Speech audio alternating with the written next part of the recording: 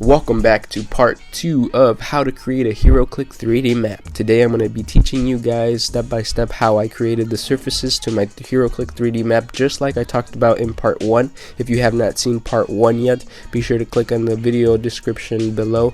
That's going to take you to part 1 where I go in depth into how I create this and why I create why I create the surfaces this way. But anyways, as you see, I am laying out my 1.5 inch squares because that's what you see on paper Heroclix maps, and you want to stay consistent with that.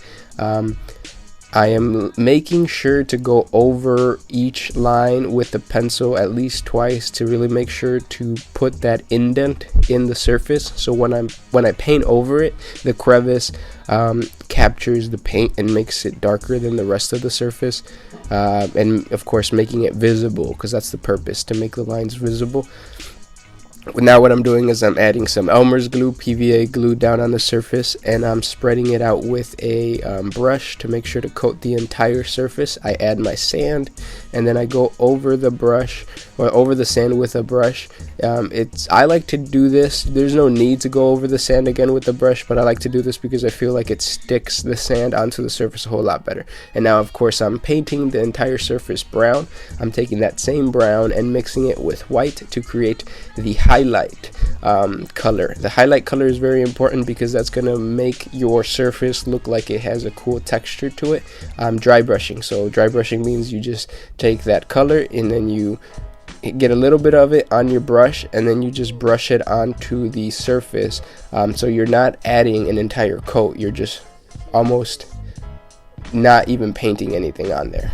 Okay, and now we're moving on to how to create the foam board surface for all those that want to do it that way. This is the one where you have to create the border in order for it not to warp. So what I'm doing now is I'm laying down the squares for the surface. I'm gonna just do a 3 inch square because to save time, but in your case you would be doing 8 squares by 8 squares, which comes out to a foot by a foot long surface. And in this case you don't have to worry too much about making an indent on the lines, because that step in the process is going to come later. Right now you have a piece of paper over the foam board, so it really doesn't matter. And now this is the tricky part, I guess. This is where you lay out the borders. For the borders, I want them to be 5/16 of an inch high, and of course the length is going to vary depending on where the borders end up. 2 of the borders are going to be the same length as your entire square. So in your case it would probably be a foot. In this case it's just 3 inches.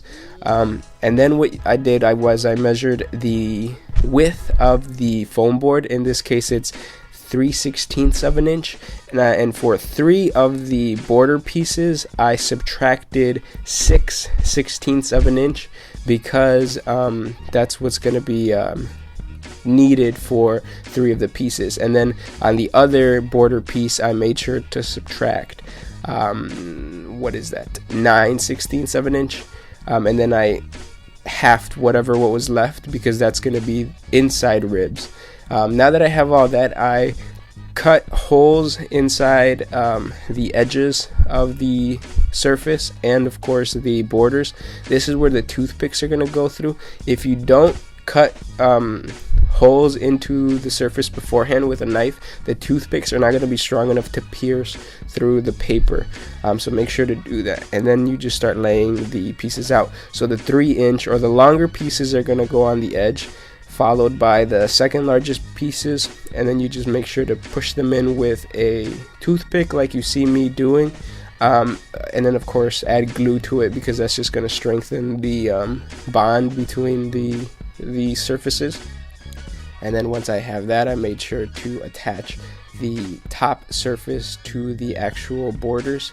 Once you paint over it, those little toothpicks that come out don't really matter. But as you see right there, I made sure to peel the paper top off of the surface, and this is the part where you go over the lines multiple times with your pencil. And now I'm adding my PVA glue, adding some sand, and I'm going to spread it around to make sure that it really sticks onto the surface. Same process as the crazy foam. Now I'm adding my gray paint for this surface. I want it to be maybe like a dungeon area or something, and of course, to bring out the texture on a gray, I have to use white, so I'm going to dry brush this color onto the surface.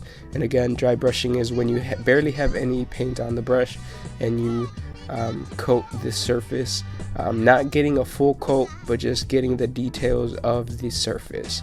And that's pretty much it with the surfaces. There you have the two different types of Heroclix 3D map surfaces. Pick whichever one you guys want to do. Like I said, the crazy foam one is a lot smaller, so it stores a lot easier. But yeah guys, make sure to subscribe to the channel to learn more about 3D maps, because I'm going to teach you guys everything I know about Heroclix 3D maps. This was Gursh one with One Mind Syndicate.